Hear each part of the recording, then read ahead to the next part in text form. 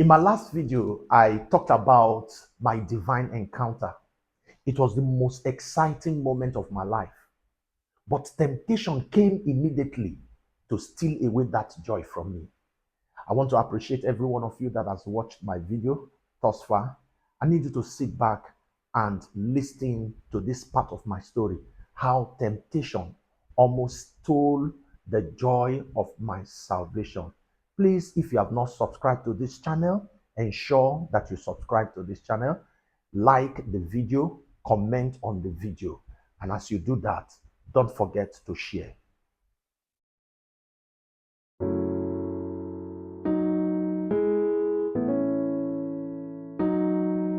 Hello, my name is Excellence Madoka. I am a life coach and an ex-campus cultist in Nigeria.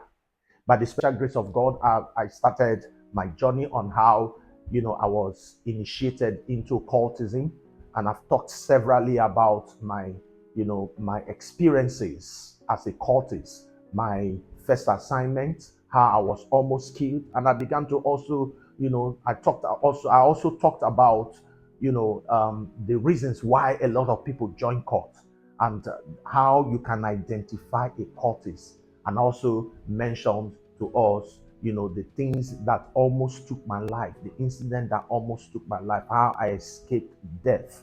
And I also talked about the dangers of cultism. If you have not watched any of this video, please click the link above or below and you will get to watch all my video. It is important that you start from the beginning so that you will understand how far God brought me, and you'll be able to appreciate the goodness and the grace of God upon my life. In the last video, I explained to us how I encountered, my divine encounter happened, how I encountered God, how God appeared to me and began to play back everything that would have taken my life. Me not even understanding that, God has been the one that has been protecting me. God has been watching over me. In fact, there is a divine hand upon my life. So after that encounter that day, after, my youth president and the sister that took me to see the youth president, the secretary of the youth fellowship in the church that I went to, after they prayed for me and they led me to Christ. So I was so excited. That is this joy that was bubbling all over me. I felt freedom. I felt chains literally, broke out of me. And I was so excited. I was so joyful.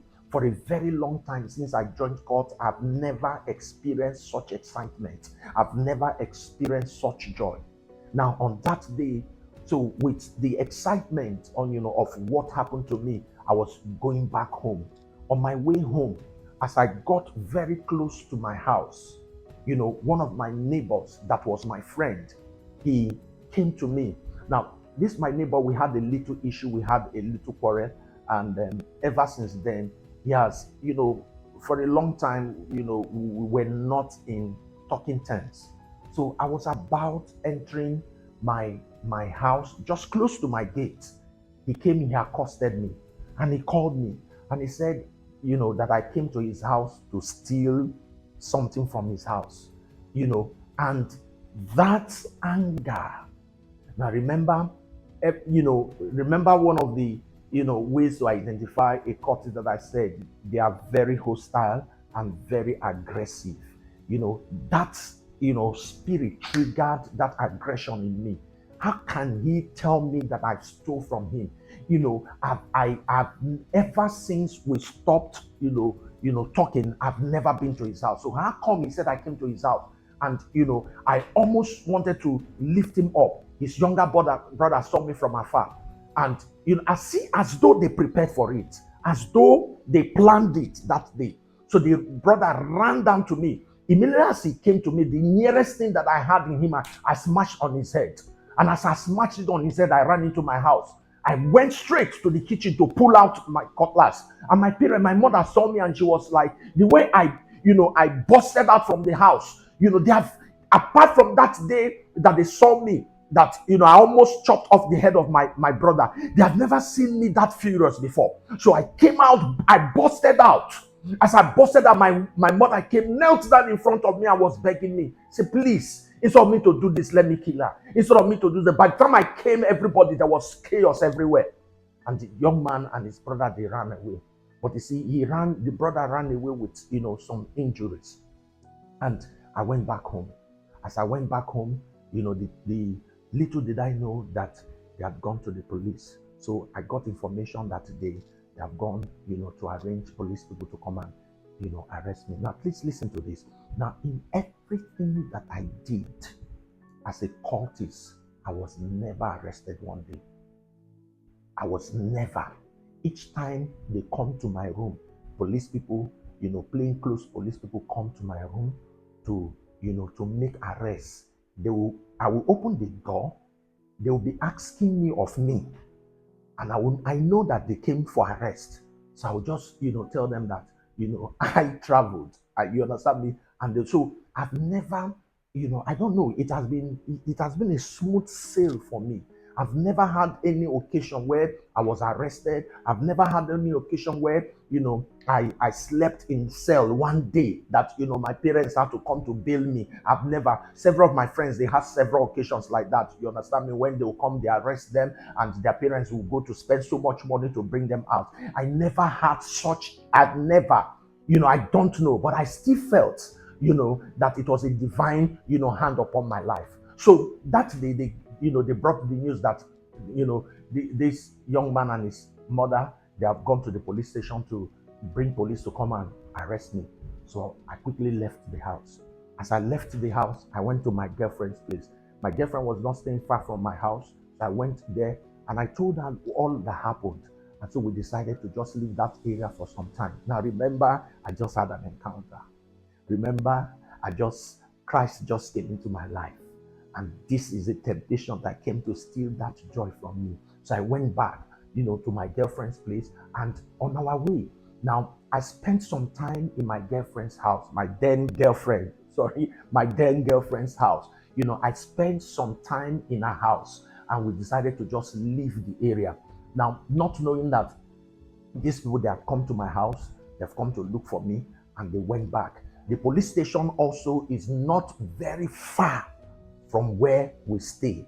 It's not very far. So when, we boarded the bus, my then girlfriend and we boarded the bus. So on our way, now this young man, his mother, his brother, and his sister, with the police officer that came to make that arrest. So they were standing in front of the police station, and that police station is close to the bus stop. So the vehicle that we entered, the bus that we entered, there was a little traffic, there was a little holdup. So the bus stopped right in front of them, and I was inside that bus.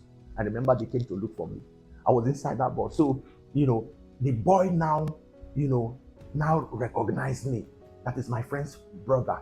Already he has, this bandage on his head. Now recognized me and shouted, "This is him, this is the person." So I jumped down from that vehicle and I began to run.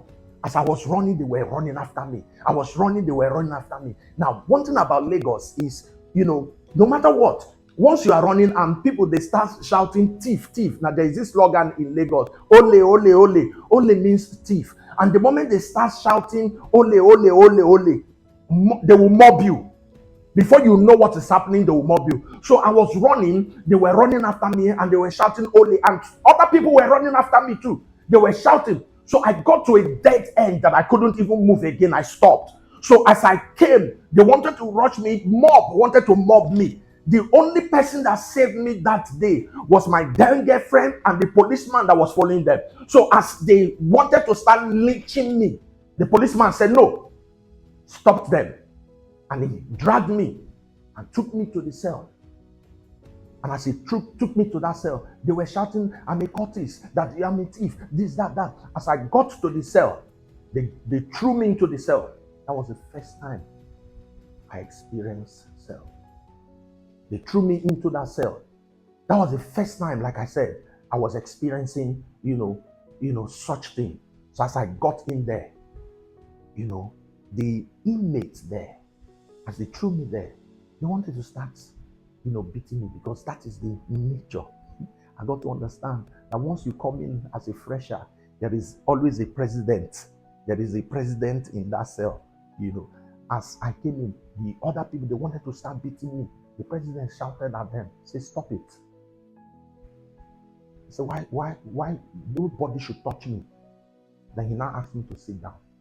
So as I sat down, you know, he now asked me what happened. I told him, and he just looked at the police. He said, oh, una want na me, una want use to punish them, una no serious. Oh, but sit down here, nothing will happen to you.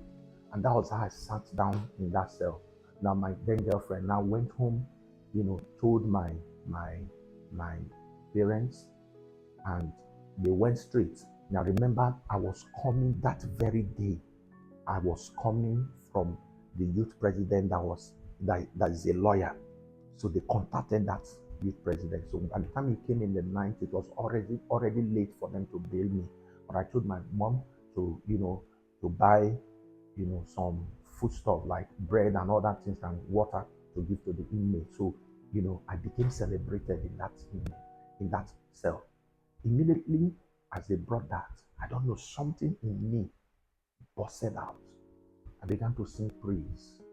I remember, little did I know that all those worship songs, all those, gospel songs that my sister used to play every night, those songs were, entering into my spirit. They were entering into my soul. I began to remember all those songs. So I began to sing.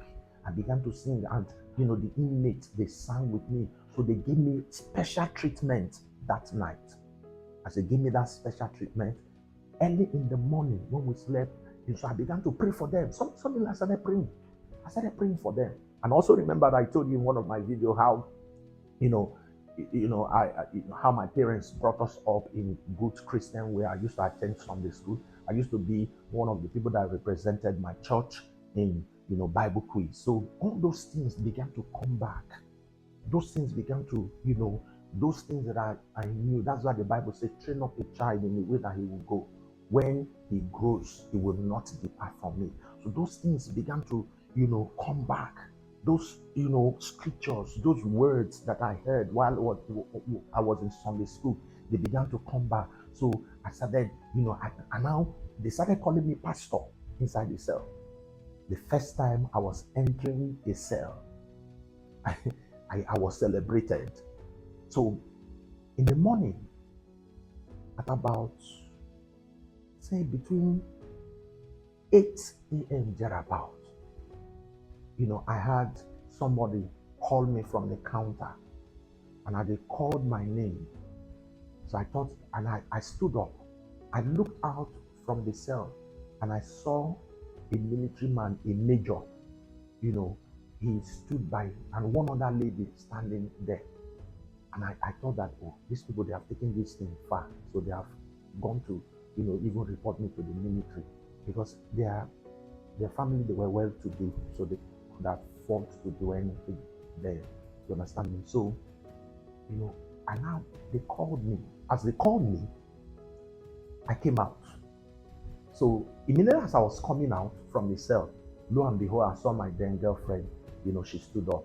So she had gone to, tell one of her friends that stays in the, military cantonment. So that her friend now brought her brother. It was her brother that came. So as the brother came, they took me straight to the DPO. So I wrote my statement, and that was how I was released. And that was the first, temptation that almost stole my joy. Now coming back, I've started, so that same excitement, after I was released and all those things, that excitement, that I was just enjoying, the fellowship with God. Then it was now time for me to go back to school. Now at this point, somehow fear almost crept in. Now, when I go back, what will I tell these people? How will I tell them? What will I say that happened to me? How will they take it? How am I going to? And I began to, I began to play back at, things, people that we have dealt with, all the things. But I made up my mind. And I knew that now one thing there is that I knew that I need to really stand out. I don't have to compromise. I need to stand out. They need to understand who I am. I need to, you understand me, stand firm. So after some weeks, I went back to school. As I got back to school, I don't know how that news got to them. Remember in one of my videos, I told you that in my class alone, we're about, my court, we're about 15 members of my court in my class alone. So this, my very good friend was also my, one of my friends was also my classmate. So when I came out that morning after I got into school, he was the first person that approached me. So when he approached me, he stretched out his hand and wanted to give me our secret handshake that only it is, exclusive to those of us in the court. It's in every court. Every court has an exclusive handshake. You understand me? That you use to identify. So he wanted to give me that handshake. And as he wanted to give me, I just stretched my hand. I just gave him a normal handshake. Then he now looked at me. He said to me, he said, "Oh boy, what did I hear say happen?" And I told him, I said, "That thing what you hear say happen, that's true. I don't know what he had, but whatever he had is true." How he got to know, how they got to know. So he made it easier for me. So we went to class. As we got to class that day, after our class, now that week was supposed to be, an initiation week. That period they were supposed to carry out an initiation, then after which they will enthrone a new leadership. And I was supposed to be among the new leaders because as of then, I was about the oldest in that court that time. That was my second semester, third year. I was about the oldest then. So I was to be among the people that were to enthrone as the leadership of that court. So they have brought, people from different, from Uyo, from different, areas of our, where they stay, from Uyo, from Uniport, from University of, Calabar. They've all, started converging. They have all started converging. So the news now had gone round. It has spread amongst them. So they now sent one of the guys from University of Uyo to come, and he came.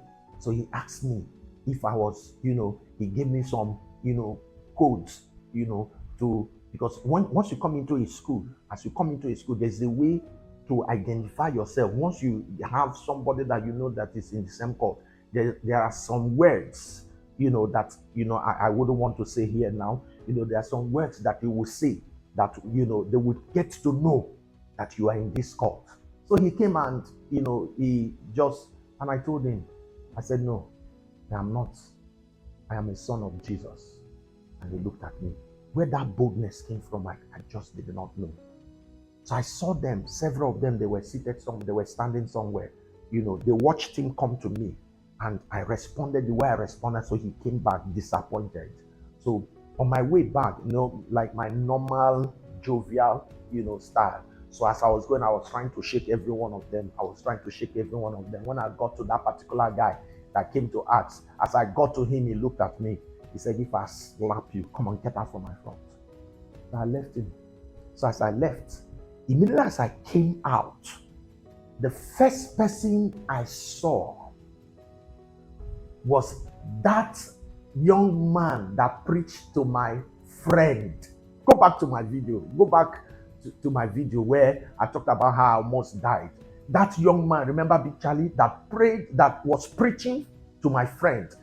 That, that I came hush my friend, and my friend, did not listen to him. And several days after, my friend was shot there. So I came to him. Immediately as I saw him, and I walked up to him, I looked at him eyeball to eyeball. And I said, "Big Charlie, guess what?" He said, "What?" He said, "I am born again." He carried me. He screamed. He screamed. He was shouting, "Praise God." He was shouting on top of his voice. So he began to, so those other guys, those my former guys, they stood there, they were watching, they were looking at them. And I saw the fury in their face. They were infuriated. I was just, so he was shouting, he carried me, he shouted, praise God. So he began to introduce me to every Christian in school, every believer in school. And, my story was still fresh. That incident that happened in school was still fresh. So it was, the talk of the town in school. So he began to introduce me to everybody. Now, that day, there was a program in school. And that program, some people that, had that program, some people that, that had come out of court somehow, they were to testify. So this young man now asked me to come to the whole school and give my testimony. I was afraid. I was afraid to do that. Now, it was a 3-day program. The first day, I told him that I was not ready. Now, by the second day, remember I told you the temptation that almost stole my joy. By the second day, I had another girlfriend in school that was waiting for me. And when I came back, she came. There was a program in school that day. Now, that program, as that program held, I was supposed to give my testimony. I was not really ready for it. As I went back to my room, I began to think. Then this word came straight to me. We overcame by the words of our testimony and by the blood of the Lamb. It kept ringing. We overcame by the words of our testimony and by the blood of the Lamb. We overcame by the words of our testimony and the blood. So I made up my mind that I was going to testify on that day. I made up my mind that I was going to go to the entire school, because a lot of people did not really know who I was. So many people, because you see me, I dressed very well. I was very jovial, but except those that were in other courts, they were the only people that knew who I was. But several people, some of my relations that was in school, they were just suspecting. So that day, the following day, I made up my mind that I was going to share my testimony. I'm going to come back to you. I'm going to continue from where I stopped. But I need you to sit back and think where you are right now. If you are watching me and probably you have been initiated or you are about to be initiated, please, there is nothing good in cultism. It will destroy your life. It will destroy your destiny. It will kill, it will bring pain to your parents. It will disrupt your academic pursuits. So please, I need you to listen carefully to all my stories.